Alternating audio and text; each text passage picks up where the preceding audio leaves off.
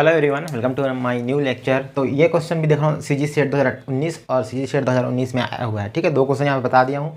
दोनों छोटा छोटा क्वेश्चन है, फार्मूला ही पूछा गया है, इसलिए एक ही वीडियो में दोनों क्वेश्चन को कर दिया हूँ। ठीक है, क्या बोला गया है, ये लाप्लास ट्रांसफॉर्मेशन से क्वेश्चन है और ये वाला ट्रेपेजॉइडल रूल जो न्यूमेरिकल एनालिसिस होता है उसमें का रूल है। ठीक है, उसमें का टॉपिक है। तो देखो क्या बोला है, डायरेक्ट फार्मूला ही पूछा गया है।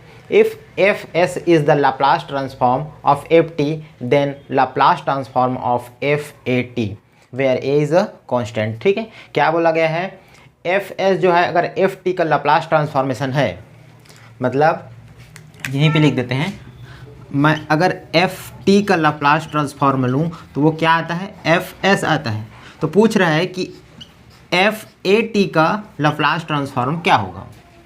ठीक है, तो इसका एक फार्मूला होता है या स्केलिंग प्रॉपर्टी बोलते हैं। क्या होता है scaling property, L F A T बराबर क्या हो जाएगा, जैसे यहाँ पे भी कोई फंक्शन है, यहाँ पे कोई कांस्टेंट का यदि मल्टीप्लाई होगा और उसका लाप्लास ट्रांसफॉर्म निकालने के लिए बोलेगा तो क्या होता है, वो कांस्टेंट इसके डिनोमिनेटर में आ जाता है। साथ में क्या होता है, एफ या एफ को ऐसे लिख सकते हो, इसमें ऐसे लिख रहे हैं। ठीक है, क्या हो जाएगा, एफ एस जो कांस्टेंट रहेगा वो अगेन इसके डिनोमिनेटर में आ जाएगा। तो इस टिप से ये Laplace transform F A T का क्या हो जाएगा, 1/a एफ एस अपॉन ए। ठीक है, ये प्रॉपर्टी भी है, स्केलिंग प्रॉपर्टी बोलते हैं इसको। जब फार्मूला मैं अगर लिखाऊंगा ना तो उसमें ये वाला फार्मूला आएगा, तो उसको आप लोग को याद करना पड़ेगा। और यहाँ पे कौन सा ऑप्शन मैच हो रहा है, तो ऑप्शन बी देखो मैच हो रहा है। ठीक है, तो ये वाला इसका क्या हो जाएगा, करेक्ट ऑप्शन हो जाएगा। और भी एक दो मैं लिखा देता हूँ अभी, क्योंकि अभी स्टार्टिंग है तो कुछ जो बेसिक फार्मूला है लाप्लास का उसको लिखा देता हूँ। ठीक है, ताकि बाद में वो कहीं पे यूज़ होगा तो काम आ जाएगा। तो इसमें लिखा देता हूँ, 5-6 लिखा देता हूँ, ये पता भी होगा। ठीक है, क्योंकि जो बेसिक फार्मूला है वो सबसे पहले पढ़ते हैं हम लोग। अपना 11th में भी था लाप्लास ट्रांसफॉर्म, उसके बाद फिर बीएससी में भी है, एमएससी में भी है। ठीक है, तो यहाँ पर मैं लिखा देता हूँ कुछ लाप्लास ट्रांसफॉर्म फार्मूला।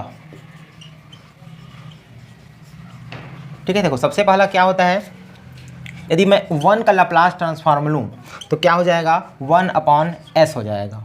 ठीक है, उसके बाद यदि मैं t की पावर n बोलो, चाहे x की पावर n ऐसे भी लिख सकते हो, बट यहाँ पे हम लोग फंक्शन को t लेके चलते हैं। तो t की पावर n का यदि मैं लाप्लास ट्रांसफॉर्म लूँ तो उसका क्या हो जाता है, n+1, ये गामा में है ना, ठीक, गामा में n+1 और ये हो जाएगा s की पावर n+1। ठीक है, ये इसका मतलब कैसे होता है, जैसे कि गामा में मान लो 4 है।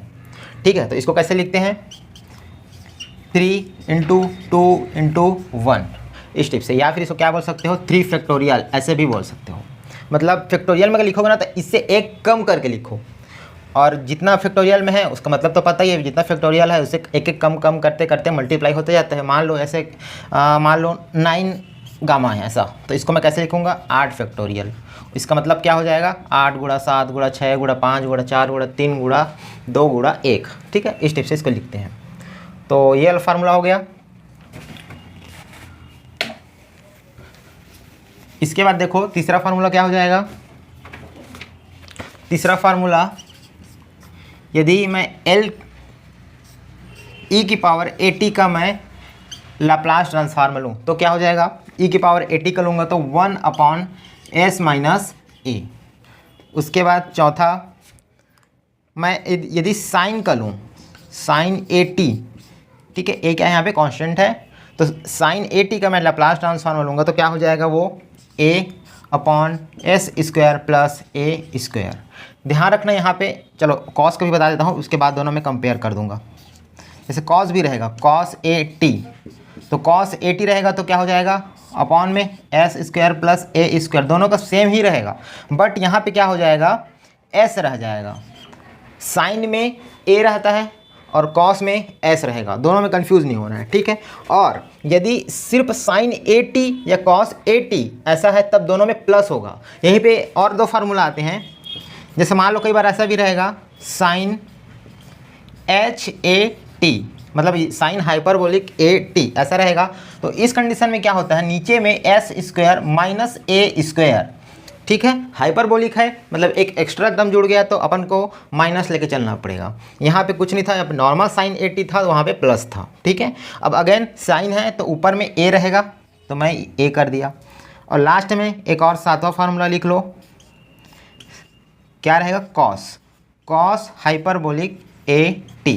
तो इसके लिए अभी मैं बताया क्या हो जाएगा, माइनस हो जाएगा नीचे में, और चूँकि कॉस है इसलिए अगेन उधर क्या हो जाएगा, एस हो जाएगा, तो ये एस, ठीक है। यही है, इतना फार्मूला आप लोग अभी फ़िलहाल के लिए याद कर सकते हो। बाकी लाप्लास ट्रांसफॉर्म का और बहुत सारे फार्मूला होते हैं, करीब करीब इसके अलावा करीब करीब 10-12 फार्मूला और होंगे, ठीक है, जो कि मैं बाद में लिखा दूंगा। अभी फ़िलहाल ये बेसिक फार्मूला, इसको आप चाहो तो याद कर सकते हो, एकदम ईजी है। 1 का क्या हो जाएगा, 1/s, टी की पावर n रहेगा तो गामा में n+1, या फिर फैक्टोरियल में भी फैक्टोरियल n ऐसे भी लिख सकते हो, अपान में s की पावर n+1। ए टी रहेगा तो 1/s - a, साइन 80 का चारों में बता दिया, कन्फ्यूजन नहीं होना है। साइन बस रहेगा, h नहीं रहेगा तो प्लस रहेगा, और h रहेगा तो वहाँ पे माइनस हो जाएगा नीचे में। साइन है तो a रहेगा, कॉस है तो s रहेगा। तो ये फार्मूला हो गया। उसके बाद और बहुत सारे फार्मूला होंगे, जिसमें से ये एक फार्मूला आता है स्केलिंग प्रॉपर्टी जिसको बोलते हैं, ठीक है। बहुत सारे फार्मूला लिखा हूँ मैं यहाँ पे। स्केलिंग प्रॉपर्टी एक होता है जिसमें क्या होगा, यदि कोई फंक्शन t है उसमें मैं a का मल्टीप्लाई कर रहा हूँ तो उसके लिए क्या हो जाएगा, लाप्लास ट्रांसफॉर्म अपॉन में वो जो कांस्टेंट मल्टीप्लाई हुआ रहेगा वो क्या होगा, उसके डिनोमिनेटर में आ जाता है, साथ में s के भी डिनोमिनेटर में आ जाता है, ठीक है। इसको क्या बोलते हैं, scaling property of Laplace transformation. तो ये क्वेश्चन आया था सीजी सेट 2019 में, तो ये डायरेक्ट फार्मूला बेस पे था, ठीक है। उसके बाद एक क्वेश्चन और आया है जो कि डायरेक्ट फार्मूला बेस पे था या डायरेक्ट फैक्ट वाइज था। क्या था, the trapezoidal rule integrates exactly polynomial of order. मतलब जो ट्रेपोजॉइडल रूल है वो कितने ऑर्डर को, ये मतलब जो इसको पॉलिनोमियल होता है कितने ऑर्डर का होता है ये, तो इसका डायरेक्ट आंसर कितना हो जाएगा, 1 हो जाएगा, ठीक है। ट्रेपोजॉइडल रूल का पॉलिनोमियल का ऑर्डर पूछेगा तो 1 होता है। साथ में यदि मान लो सिम्पसन 1/3 का पूछ दिया, ठीक है, सिम्पसन 1/3 का पूछ दिया तो उसके लिए कितना हो जाएगा, 2 हो जाएगा। और सिम्पसन 3/8 का पूछा तो उसके लिए कितना हो जाएगा, 3 हो जाएगा। तो ये फैक्ट आप लोग याद कर सकते हो। ये भी क्वेश्चन भी सीजी सेट 2019 में ही आया हुआ था। तो ये दोनों क्वेश्चन हो गया। इसके बाद एक क्वेश्चन और बचा है जो कि सीजी सेट 2019 में आया हुआ है मैथमेटिकल फिजिक्स में, उसको मैं करा देता हूँ। आई थिंक ये पूरा समझ में आ गया होगा।